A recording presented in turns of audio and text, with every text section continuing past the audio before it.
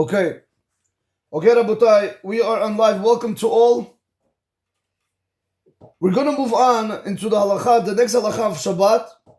After we saw yesterday Masechet Menachot on page 110 of the importance of being able, to do according to the best of your ability, today Chacham Avadi is going to speak about the importance of being able to spend on Shabbat. A person has to be able to spend on Shabbat, meaning money on Shabbat, for Yom Tov and for school and Rosh Chodesh. So he says like this, Kol mizonotav shel adam kitzuvim lo mirosh Hashanah ad Rosh Hashanah. Right? We know this famous teaching that a person's parnasa is already fixed for him from the beginning of the year to another year, right? From Rosh Hashanah to Rosh Hashanah. But he says, chutz mehotzaat Shabbatot ve'hotzaat Yamim Tovim ve'hotzaat Banav leTalmud Torah and also Rosh Chodesh. Now listen to this very carefully. Comes Chacham Avadi and he says, the only thing that's not included in the fixed amount which you're supposed to make throughout the year is how much you spend on Shabbat. That's not included. Whatever you spend, Hashem is going to pay you back. Whatever you're going to spend on Yom Tov, Hashem is going to pay you back. That's not coming out of your bank account.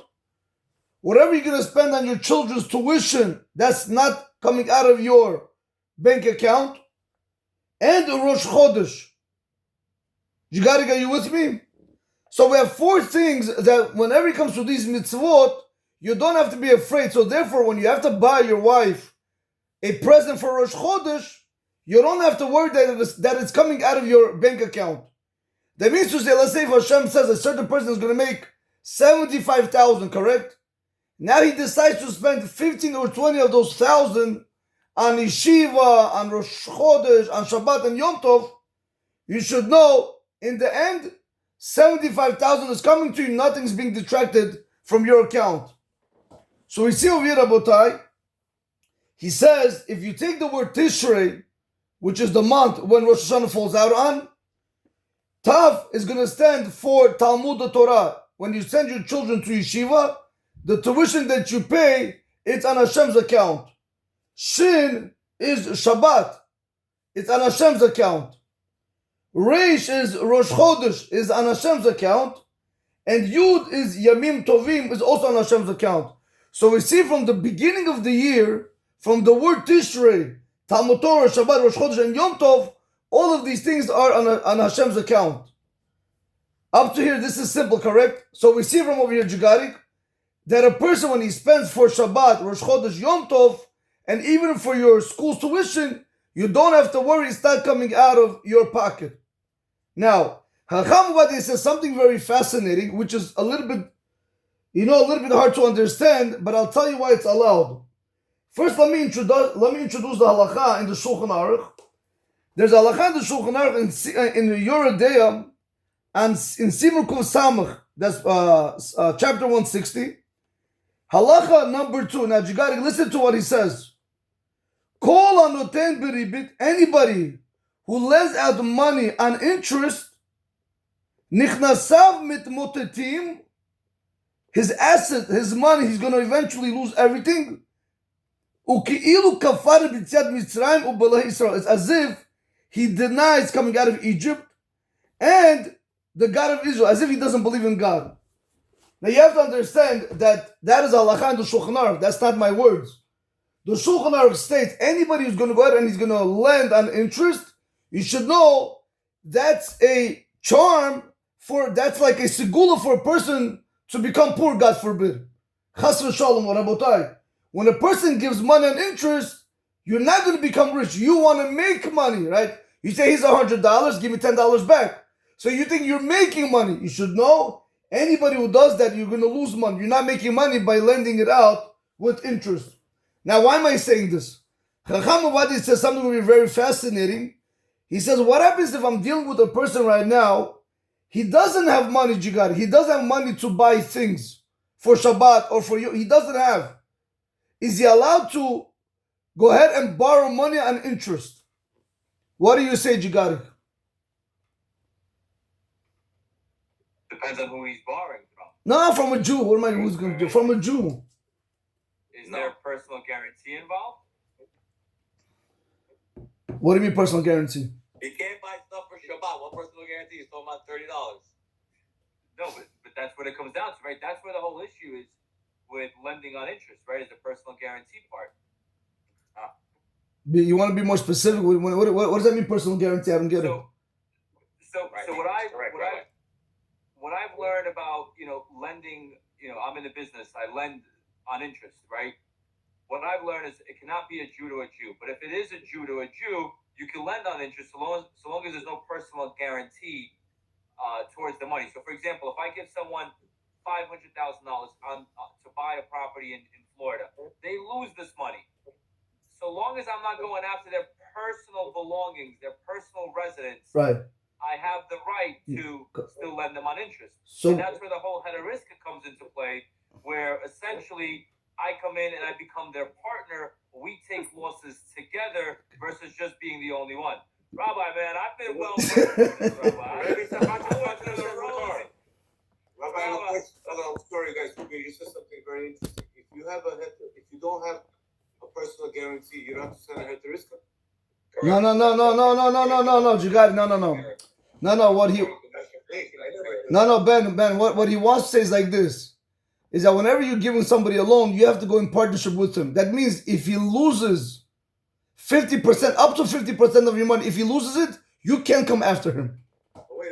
So there's no personal guarantee. Technically, that's the case. So that because you're going in partnership, but what does the heter iska do? The heter iska allows you not to lose that 50%. You're technically going after. You're basically being whatever money whatever investment he's gonna invest, you're going with him as a business deal. That's what you're doing. If you lose the 50,000 or half it or whatever, 50%, you lost it. But you are able to go after the other 50%. Because that's not what Ruben is saying. Ruben is saying that because of us having a personal guarantee with the person, that means. So hold on. Let me reconcile.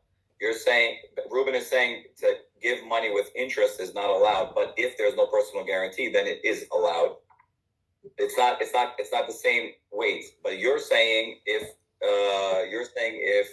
the guy receives the loan and he loses, he pays back 50% of the principal. He doesn't pay on top. There's no interest on top of that. Okay, so let me okay, let's go step by step. Step number one, according to the Torah, I'm not allowed to give somebody $100 and tell him here's $100 and I want 110 back.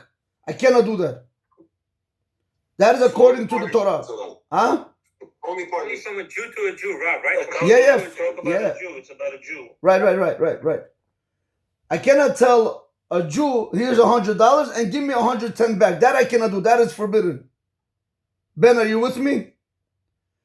What is Jigari speaking about? When you do the heter iska, okay, so step number two, can I give him $100,000? That's it. He'll just pay me $100 back. No problem. That's like I'm lending him the money. Not a problem. I'm not getting nothing back from him.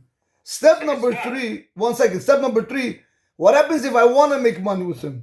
I really want, him to give me my $10 back. So over there we make the heter iska to go as a partnership. But it's a real partnership, Ben. You don't understand. If you give me $500,000 and I wash it down the drain, you could only come back after $250,000. You can't come back after the other $250,000. You and I went into partnership.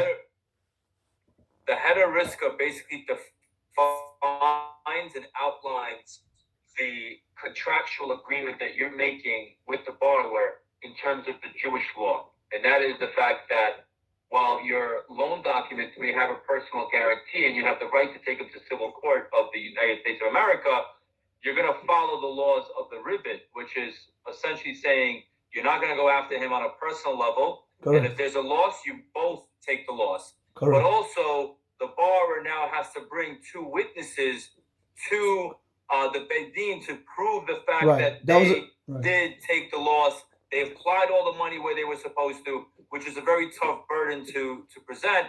And as a result, they still have to repay the money. I mean, it's very complicated, but it works in the system. Repay half. Only half. It depends. It depends if he meets the burden of proof at the Beit Din to show that he has used the money in all the right places, he's used it responsibly. If he cannot meet that burden, he may have to repay the full amount. Correct. Ah, Correct. yeah, bad boy carve outs aside. Correct. Essentially. So yeah, but guys, but I'll tell you like this: a person has to be very careful. Even with the heter iska that they do today, Ben, let me ask you a question. When you're lending somebody money on interest, correct? You're not going in knowing you're going to lose 50%. Are you going in? No, you're not doing that. But here's the catch: if you don't believe that, that's a very big problem. If he really loses, let's say honestly, he lost the money 50%, you can't take him to court for that. You can't. You have to, when you're going into it's like a real partnership. That's all it allows you to do. If he goes down, he goes down. If he goes up, you also go up. You also make money. And that's how we allow you to make more money on them. You understand, Ben? But this is how it works. Why do I bring this halacha in right now? Because Chacham Ovadia says something very fascinating. He says, if a person doesn't have what to buy food for Shabbat with, we're going to go ahead and we're going to allow him to go ahead and take a loan on ribbis, but on a rabbinical level, not on a Torah level. Are you guys with me? There's interest on a Torah level and interest on a rabbinical level. For example, Yaakov, like this, watch this. You give me $100, correct? You don't tell me I want it right now 110. You don't tell me. Tomorrow I come back and I give you 105, 110, 130, whatever it might be. That is indirect. You didn't tell me at the time when you gave me the loan, you did not stipulate how much you want back. Automatically becomes a rabbinical interest. So comes Chacham Ovadia and he says, look, go to a Jew, take money from him, say you need $500 for Shabbat, take $500. Let him not say anything to you. Tomorrow you want to come back, you want to give him 500 and a bottle of wine. This on a regular day, on a regular case, would not be allowed.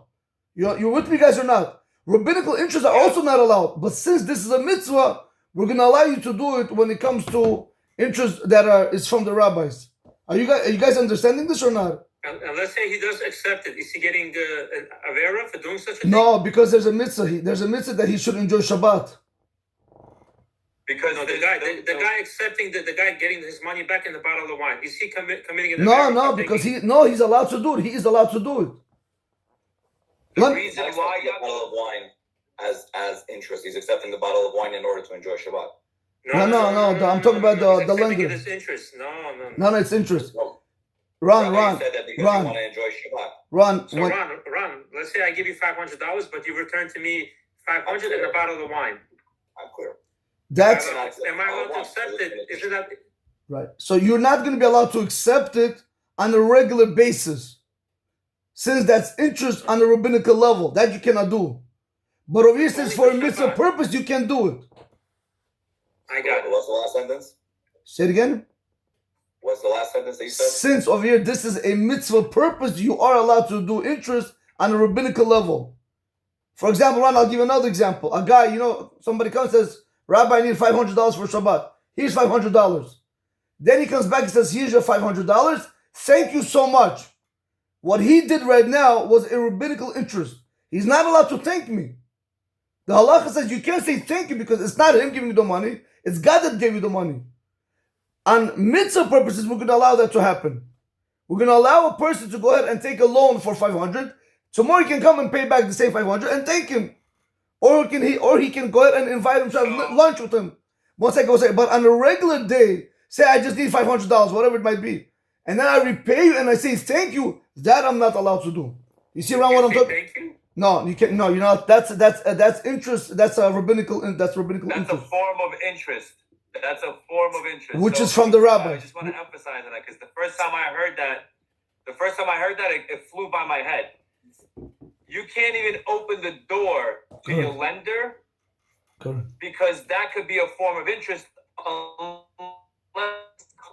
you're a genuine nice person and you open door for people and you genuinely are a nice person and you always thank people. So unless you do that as a usual course of who you are as a person, as a human, unless it's that way, then it's a form of interest. Right. Pretty interesting. So guys, we see over here that a rabbinical interest is also not allowed to be done. When you give somebody interest on a rabbinical, like Jigar just said, or let's say you give somebody a loan, and then you say, "Can I borrow your mow loaner? Can I borrow your snow blower? You can't do that. And now he's going to give it to you because of the money. That's an interest which is from the rabbis, and it's not allowed to be done. You can't borrow from him now. It's a problem. Yaakov, you with me? But when it comes to mitzvah, Chacham Avad says, mitzvah lo gazu chachamim. In the place of the mitzvah, the rabbis, they did not enact their own law. For mitzvah, we're going to allow you to go ahead and violate. I don't want to say violate. It's basically they remove the rabbinical enactment and they say go take an interest, and then indirectly whatever you want to do, give him a bottle of wine, give him cake, thank him tomorrow, whatever you want to do. But to go ahead and take $500 and the guy's going to, the lender's going to tell me, pay me back $550, that we're not going to allow you even for a mitzvah purpose. Because that is from the Torah. What's the mitzvah purpose, Rabbi? What's the distinction? One second, Ron. The mitzvah purpose over here is the guy has to have oneg Shabbat. He has no food for Shabbat.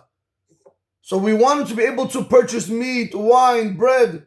You understand? So since it's for the meals of Shabbat, we're going to allow you to go ahead and use this heter of interest on a rabbinical level. Yes, Rob, you got it? Okay. Ron, what do you want to say? Yo, Rob, you look cool with those glasses, bro. Thank you. What's the distinction between rabbinical and Torah? So, okay, so Torah is very simple. Torah interest is direct. When I lend you money and I say I want X amount of back, or I want you to do this and this and this, that's on the Torah level. It's direct. Rabbinical is anything that's indirect. At the time when I gave you the money, I didn't say anything. Then tomorrow you came back and you gave me more, or you gave me something else, or you opened the door, or you lend me something. And all these things are rabbinical interests. There's a lot of laws on interest, by the way, that many people violate on the rabbinical level. It's just a person has to be very careful. You know, people want to become rich, so they give money on interest thinking they're going to become rich. When you go against the law, you don't win, you lose. And it's not because the Shulchan Aruch says, Kol anoten beribit, nichnasav, nichnasin mitmotatin. His assets would dwindle, they're going to go down. His bank account is going to go, instead of plus, it's going to go minus. His assets, everything, Rabotai. Okay. Anyway, so that is one halakha. Guys, I want to just touch upon, before we... So, Rabbi, yeah. I just want to add one more thing. Go ahead. I get this happening. Guys, you should know Jigari, until he got the Wieland... Wait, one second, Jigari. Until he got this Wieland, Heter Iska, wow. Is your brother here? No. Until he got it, I think he learned all the halachot back and forth. No, guys, you should know he had a lawyer. I feel like this is something that people need to know. One second. He had a lawyer call. I remember you had a lawyer. It was me, the lawyer, and Rabbi Davidov. And I think he was charged like $1,500 per minute. How was that? How did it go? Well, $1,500 per minute. No. How did it go, Jigari? Per hour. It was, and he's like, thank God we finally got it done. So I'm saying it was a lot of work. It was a lot of work. Because we work with a lot of hedge funds and stuff like that. So we had to make sure it's workable. But there was another halacha that I learned that I feel like it's worth sharing, because I know a lot of us we make interest, loans and stuff like that on a regular. So let's just say someone doesn't know the halacha and they actually call you and thank you after they repaid your loan. What do you do in a situation like that? They don't know the halacha, but you do, right? Because you're on the We Learn class. Right. The only way that you can try to challenge that is you say, hey, don't thank me, thank Hashem. Right. So that kind of helps you offset the fact that you're now just, breaching the rabbinical law. Very good, very good. Or the Torah law. Right, very good. That's very good. And another thing, just to touch upon that, also, if you ever gave money on interest, the only way to undo it, you gotta return the money back. I did that actually. Or you invest, or you put money into gemachs and you make interest-free loans. Yeah, all that. Yeah, you got to put it back out. You cannot use that money for your perspective, Rabbi. Say it again.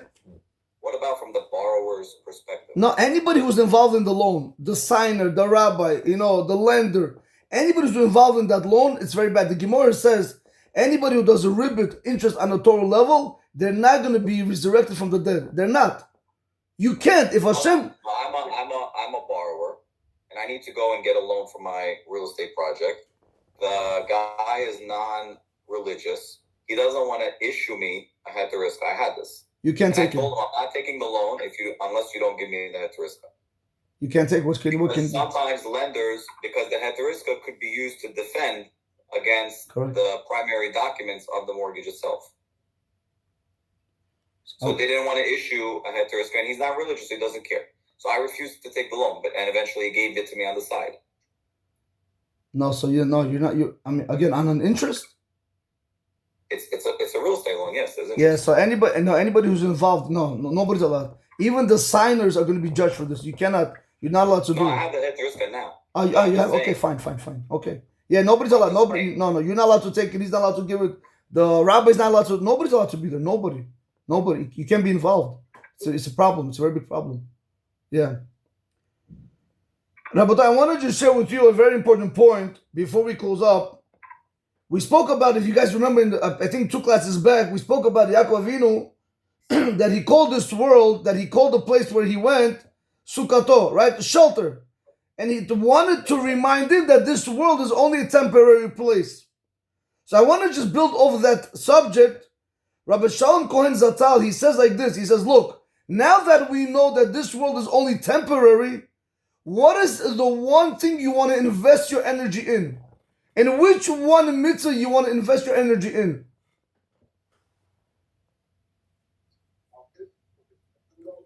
In one mitzvah that I want to invest my energy in, that's going to be for the entirety of my lifetime. No, nothing. No. The question was, now that we know that this world is temporary, okay, there's many mitzvot that we get to do. Tefillin, tzitza, mezuzah, brachot, birkat mazon, davening. But what's the one mitzvah you should invest a lot of energy to? Invest in your children. No, loving God. Okay, I hear, loving God, I hear, fine. No, because loving God essentially encapsulates the whole Torah of it itself. Very nice. Okay, I hear. Jigarik, Ben, what's your take on this? I don't know. You don't know. Izzy, what's your take on this? Izzy? Robert, I think I got the answer for that one. Let me hear, Vlad. Shlomo, let me hear. That's all. Spoken about Sensei. It may be part of the Sotah that I was just reading a week ago. He was saying that when you do a mitzvah, it cancels out your avera. But if you learn Torah, it doesn't cancel out your avera, but your avera doesn't cancel out your learning. So I think it's learning and doing mitzvah, helping other people. Remind me again, what a mitzvah cancels out an avera? Yes. So that there was a learning in Sotah that how do people extend their life before they're punished? So sometimes it goes from 1 year up to 3 years, and one way was by doing a mitzvah, right, to cancel out their avera. But I don't think it was canceled. Was it canceled? Was it to cancel? I don't think it was. Was it? It's called Shuva. No. 1 second. I did my second. Was it to cancel out of it, or is it to cancel the punishment? Delay the punishment. Delay the punishment, correct? Not right to delay the punishment. Correct. Avert the decree. Say it again. Yeah. Avert the decree is how it's normally said. It's how they usually say it in those kind of books. Okay, so I wanna share like this. So guys, I want to share with you. It's very fascinating. He says, "What did Yaakov?" Guys, do you know what Yaakov Avinu stood for? Does anybody know what was Yaakov Avinu famous for? Emes. Okay, that's true. Overcoming. No. Let's do it like this. We know Avram Avinu. He's all about chesed. He's all about kindness. He used to always invite a lot of guests. Yitzchak Avinu, always prayer. What did Yaakov Avinu do? Learning Torah. Torah. Now I want you guys to see something. When the angel of Esav fought with Yaakov Avinu, the rabbis of blessed memory, to ask, what happened to Abraham? What happened to Yitzchak? Listen to this carefully, guys. When a person does chesed, when you do kindness with somebody else, which is very nice, nobody's told not to do it. But, Christians also do chesed. Muslims also do chesed. Everybody does chesed. Sometimes they even give more donations than you and I give. Number one. So what's Pshat the fighting with? Why am I going to fight Abraham? Yitzchak prayed. You have some Muslims, they pray much better and much more than Jewish people. They'll pray on the street. I see them a lot of times. I'm right over here on Casino. Put a carpet. I won't be able to ask Hashem by a phone booth. I'm afraid. Not afraid because I'm diving. Just I don't think it's polite. They'll dive in right in the middle of nowhere. So they have prayer also. Everybody has prayer. But Torah Jigarik, nobody has, only the Jewish people. And here's the secret. Torah, what Torah is able to do, Tefillah and Chesed cannot do. Because that is like our weapon. That's like an atomic bomb. Now, why am I saying this? He says over here, it says that, it says over here, let me just read the language. It says, V'chol chavatzim lo yeshivu ba. He says, all the goods in the world, all the money in the world, all the vacation, all the growth, give me all the jewels in the world, they're not equal in value to one word of Torah. You and I believe that, Jigarik? Nah, man, we don't believe that. Jigarik, we believe that? You know what, Jigarik, you believe it or not? Jigarik? He's thinking. I don't know. I don't know, Rabbi. It's tough. But you see, but this is what Shlomo Melech said. This is what Shlomo Melech said. He brings this in Proverbs. He brings this in Proverbs in chapter 3, verse 15. He says, everything that you will have, all your goods, give me anything, it can never equal to her, meaning it can never equal to Torah. Now, why am I saying this, Jigarik? It says that the Torah, it's more beautiful than the most jewel in the world. So the rabbis, they want to play what do you call it? They want to play on the word. It says yikarahim mipininim. It's more desirable, it's more dear than the jewel. You know what they say mipininim really is? Not a jewel, Jigarik. The Kohen Gadol, where does he go on once a year? On Yom Kippur to the Kodesh Kedoshim, which is called the Pininim, which is the inside of the inside. Hashem says when you have a Jew sitting and learning Torah, it's more dear to him than the Kohen Gadol that he goes on the day Yom Kippur to the Kodesh Kedoshim. Now, why am I saying this, Jigarik? We asked the question, what mitzvah should a person invest in? Give me any mitzvah besides tzitzit, but give me any other mitzvah where I say one word. For example, when we're learning Torah, every single word is 613 mitzvot. How many of you guys did, forget about learning Torah, how many of you guys did today 10 mitzvot that you could count on your finger? But by learning Torah, you're doing 613 mitzvot. That's nuts. I don't think you understand the calculation. I want to tell like this, can I ask you guys a question? Who wants to do calculation? Ephraim, you have a calculator in front of you? Yeah. Okay, let's do this. Let's take one word is 613 mitzvot, correct? Guys, at average, I'm speaking around 140, 130 words per minute. So times 60, 130, just times 60, 60, I'm sorry, Ephraim. Times 613 mitzvot, times 130 words for 1 minute. How much is that? 80,000. 80. Okay, do me a favor. Just times that by 30 minutes. 2.4. Yeah, I got 2.4. What? 2. Wow. Wait. Stop. I want to ask you guys a question, but be honest with me. 2.4 million mitzvot you just banked in for 30 minutes of learning Torah? Wait, 1 second. You could give tzedakah, you could do whatever you want, which is nice. Where do you find this cheshbonot? Where do you find this formula? Can you show it to me in the book? I want to see it black and white. I will show Ephraim. I will show it to you. I want to see the formula black and white. I'll tell you right now. I'll tell you before you ready. In the Talmud Yerushalmi, it says. You don't have a harder question? 1 second. So simply, he's going to prove this to you in a minute. So he's going to tell Rabbi, tell him what section to find. He says in Talmud Yerushalmi, in Masechet Piyah, it says Talmud Torah kineged kulam. Talmud Torah is above all mitzvot. How many mitzvot do we have in the Torah? 613. And Talmud Torah is above all of them. So that's why we say that one word of Torah is equal to 613 mitzvot. Now, Ephraim, here's the question. I have to counter you on this. You can't counter me, but you could counter Chazal. Let me hear it, then we'll come back. Go ahead. Rabbi, quick question. Can I ask you a question, Rabbi? One at a time. One question I have. Yeah. Why majority people here in this screen are not dedicating themselves to learn an hour in the morning, an hour at night. Yetzer hara. The Yetzer hara. No. Why? What is the turn off? Why we are not drawn to it? Running after money, that's the turnoff. No, I tell you what. It's easy. No, it's very simple. We don't know the importance of learning Torah. Rabbi, what constitutes learning? If I'm listening to the daily Chizuk, for instance, on my phone, is that or does it need to be live? Does it need No. to be like Whenever you're listening to, no, it's always learning Torah. It's just different levels of learning Torah. It's always learning Torah.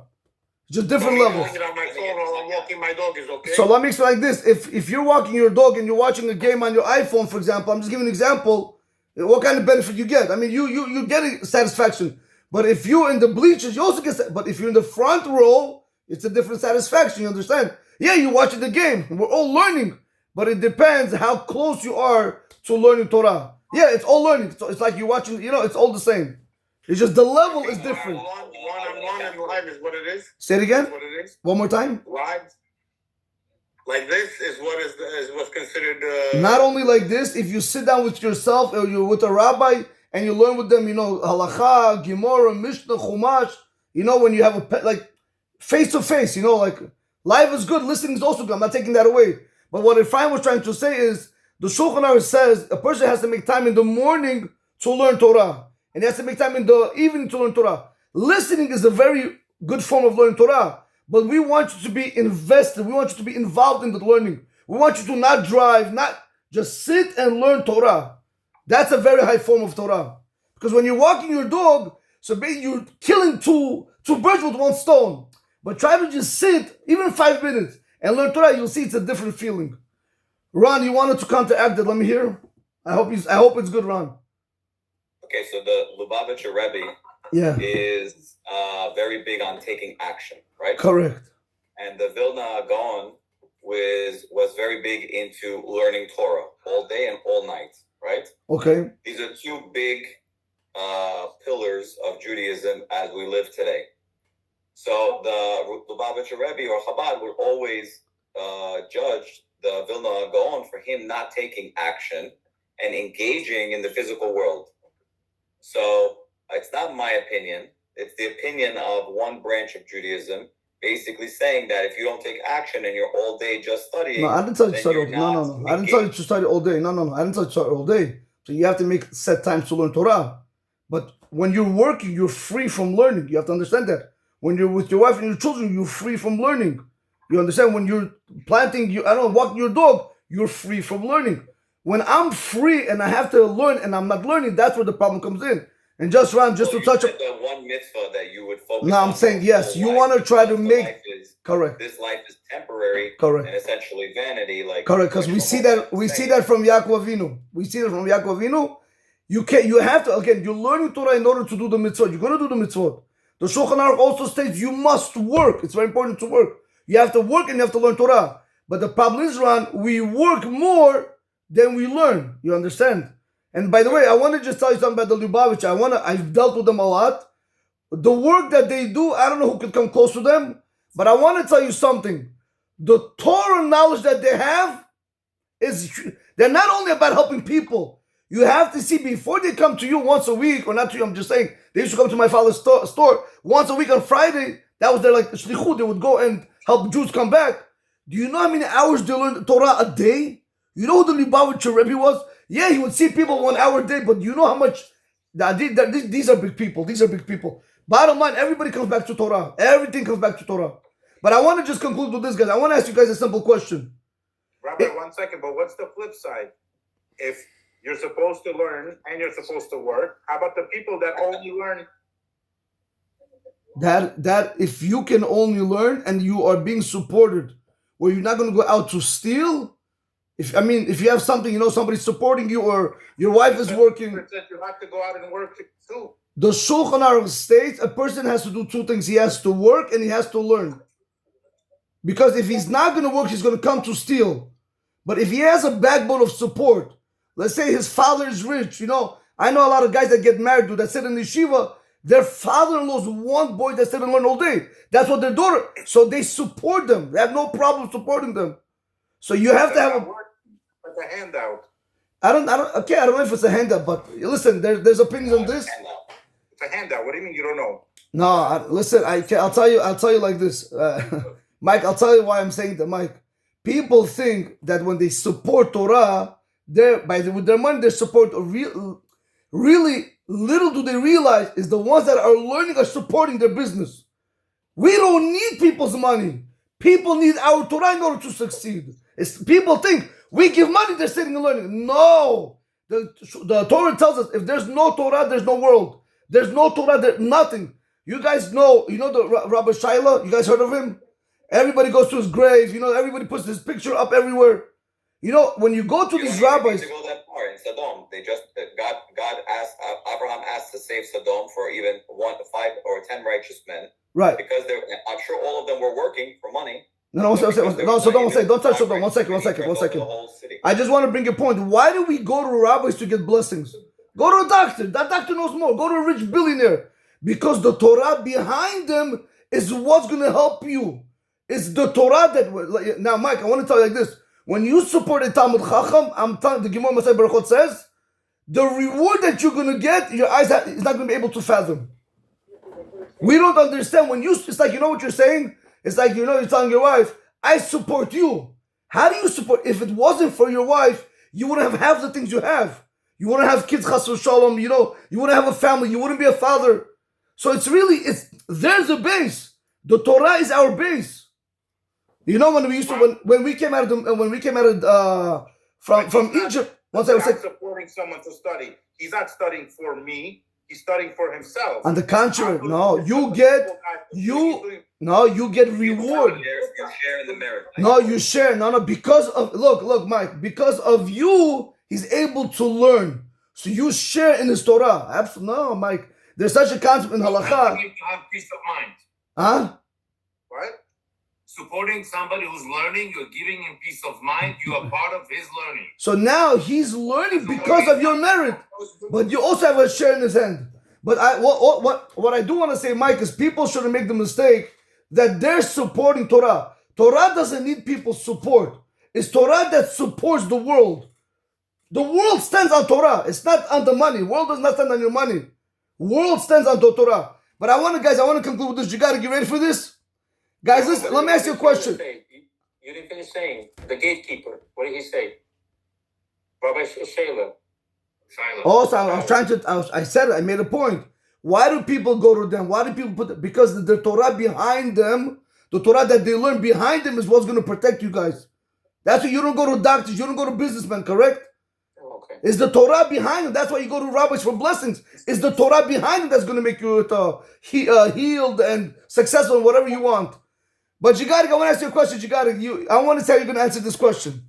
Guys, if a person has nothing to do, his wife is at work, I don't know, thank God he worked, he had downtime. Now he has half an hour before he goes to sleep, he has half an hour to learn Torah. I'm being a little bit more nice. Half an hour, I could say 3 hours. Half an hour, Jigarik. And he decides not to learn 30 minutes. Where if he would have learned, he would have made, let's say, 2.4 million mitzvot. But he doesn't learn. Tell me, how much money did he make? Is he minus? Wow, Ephraim, you hit it. You heard what he just said, Jigarik? You're going to tell me I didn't lose anything because I didn't learn. You heard Jigarik? Ephraim just said it very good. When you don't learn and you're able to learn, now you're on the minus end because you really lost that. You understand? Jigarik, you have to... You're not listening, Jigarik. Jigarik, you're not listening to what I'm saying. Can you imagine you have a lottery number and the last number is number 13. You made everything good. Your wife tells you 16, but your heart tells you 13. Your wife tells you 16, but your heart tells you 13. And you put 16, and then it came at 13. Tell me, are you going to be... You just lost a lot. You just lost $100 million, for example. I didn't, people say, I didn't make that money. No, now you're in the minus. You're really in the minus now. So that's why we have to look at when it comes to learning Torah. It's not something small. Learning Torah is our life source. Where's Mike? Mike, I want to ask you a question. If I give a killer whale the best girls in the world, cheerleaders, dancers, food, drink, money, vacations, but I take him out of water, is he going to want it? He doesn't even want it to begin with. Why? You don't see how orcas attack? You never see how orcas attack? What are we gonna do with that? That's a great question, Rabbi. You know, Rabbi Akiva said, fish, give them all the pleasures of the world, give them their own type of food on dry land, they're never going to come out of water. Why? Because that is their source of life. It doesn't make sense, the example. You're applying stuff that a fish doesn't care for. Yeah, you know, you ready for this? Our soul doesn't care for the material stuff of this world. It's your body that cares for it. Our neshama does not care, Mike. Yeah, okay. Mike, do you know that? Mike, I'm going to explain to you like this, Mike. Money right there. Mike, Rabbi. What happened? You wait until lost us 5:42 into to say it. that. I didn't hear what you said, what? You waited until 5:42 to let it happen. No. But guys, all I'm just trying to... No, guys, all I'm just trying to share with you over here, Yaakov Avinu invested in Torah. Do the mitzvot, but remember, even if you say one word of Torah, say, Aleph, you just made 613 mitzvot. Do you know Chacham Avadi was a very great rabbi? You know how much Torah he had behind him? You know he wrote around close to 40 to 60 books.